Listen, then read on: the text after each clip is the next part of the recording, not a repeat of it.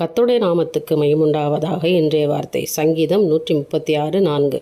ஒருவராய் பெரிய அதிசயங்களை செய்கிறவரை துதியுங்கள், அவர் கிருபை என்றும் உள்ளது. கருமையானவர்களை நீங்கள் துதிக்கணும். எதற்கு தெரியுமா? ஆண்டவர் உங்களுக்கு செய்த அதிசயத்துக்கு அற்புதத்துக்காக துதிப்பீங்களா?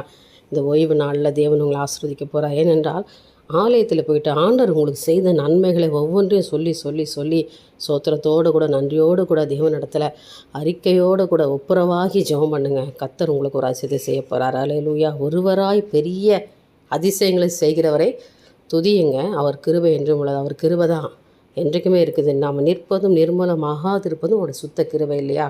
இன்றைக்கு உங்களையும் உங்கள் குடும்பத்தையும் இம்மட்டும் நடத்தி கொண்டு வந்தார் இல்லையா? அவருடைய கிருபை தானே. அதனால் நீங்கள் துதிக்கணுமா இல்லையா? அவரே அதிசயங்களை செய்கிறவர், அதிசயமானவரும் அவரே.